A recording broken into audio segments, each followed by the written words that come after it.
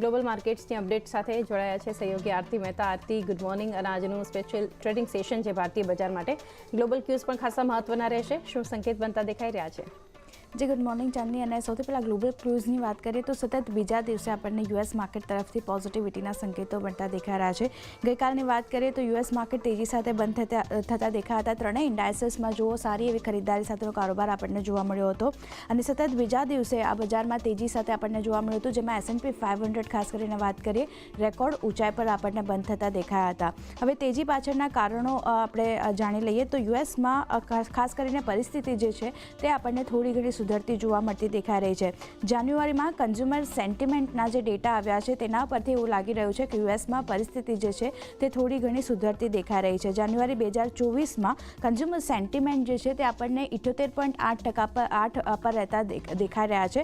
બજારને 70 પર રહેવાના અનુમાન હતા, પણ ત્યાંથી થોડા એવા વધીને આપણને કન્ઝ્યુમર સેન્ટિમેન્ટ જે છે યુએસના તે આપણને આવતા દેખાઈ રહ્યા છે. જુલાઈ 2021ની વાત કરી લઈએ તો અહીંયા જુલાઈ 2021 બાદ આ કન્ઝ્યુમર સેન્ટિમેન્ટ જે છે તેમાં સૌથી સારી તેજી આપણને જોવા મળતી દેખાય છે. અને ડિસેમ્બરમાં જે 69.7 પર હતા કન્ઝ્યુમર સેન્ટિમેન્ટ, ત્યાંથી વધી અને જાન્યુઆરીમાં 78.8 પર આપણને રહેતા દેખાયા છે. તો આજે કન્ઝ્યુમર સેન્ટિમેન્ટમાં એક સુધારો આવ્યો છે, તેને કારણે માર્કેટ થોડું ઘણું પોઝિટિવ રિએક્શન આપી રહ્યું છે. બીજી બાજુ આપણે વાત કરી લઈએ ડેટા વાઇઝ કઈ રીતે યુએસ મિશિગન કન્ઝ્યુમર સેન્ટિમેન્ટ આપણને રહેતા દેખાયા છે.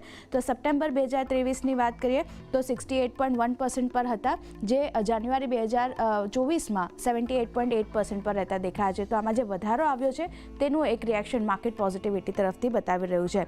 સાથે જ વ્યાજ દરોને લઈને થોડી ઘણી હજી અનિશ્ચિતતા યુએસ માર્કેટમાં બનતી દેખાઈ રહી છે, કારણ કે પહેલાં 54% લોકોને અનુમાન હતું કે માર્ચમાં વ્યાજ દર જે છે તે ફેડ ઘટાડી શકે છે, પણ હવે ખાસ કરીને 54% લોકો એવું માની રહ્યા છે કે યુએસ ફેડ જે છે તે વ્યાજદરમાં ઘટાડો કરી શકે છે. અગાઉ 77% લોકોને એવું લાગી રહ્યું હતું કે માર્ચમાં વ્યાજદરમાં ઘટાડો આવશે. તો આજે વ્યાજ દરને લઈને જે અનિશ્ચિતતા છે તે હજી પણ યુએસ માર્કેટમાં બનતી દેખાઈ રહી છે. સાથે જ જે યુએસમાં જે હોમ સેલ્સ છે તેના વેચાણમાં આપણને ઘટાડો જોવા મળ્યો છે. ડિસેમ્બરમાં વાત કરીએ તો -1% આ વેચાણ જે છે તે આપણને ઘટતું જોવા મળ્યું છે. અને 37.8 લાખ કરોડ જે છે વેચાણ, ઘરોનું વેચાણ તે આપણને થતું દેખાયું છે. 1995 બાદ 2023માં સૌથી ઓછું ઘરનું વેચાણ જે છે તે આપણને યુએસ માર્કેટમાં બનતું દેખાયું છે. તો તેને કારણે પણ એક સેન્ટિમેન્ટ જે છે થોડા ઘણા આપણને મિશ્ર રહેતા દેખાય છે, પણ પોઝિટિવિટી યુએસ માર્કેટમાં હજી પણ યથાવત રહેતી દેખાઈ રહી છે. ડેટા વાઇઝ જોઈ લઈએ કે કઈ રીતે યુએસમાં 2023માં ખાસ કરીને ઘરોનું વેચાણ જે છે તે આપણને ઘટતું જોવા મળ્યું છે.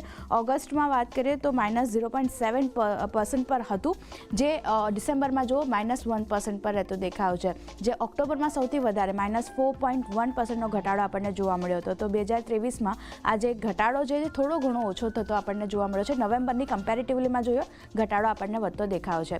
તો એક સેન્ટિમેન્ટ જે છે યુએસ માર્કેટમાં જે ન્યૂઝ આવી રહ્યા છે તે મિશ્ર છે, પણ જે રીતે ખાસ કરીને જે હોમ સેલ્સના આંકડા આવતા જોવા મળતા દેખાયા છે, યુએસ સેન્ટિમેન્ટ જે રીતે સુધર્યા છે તેનું એક રિએક્શન બજાર પોઝિટિવિટી તરફનું આવતું દેખાયું છે. તો ગ્લોબલ માર્કેટ તરફથી પોઝિટિવ સંકેતો આજે પણ બનતા દેખાયા છે.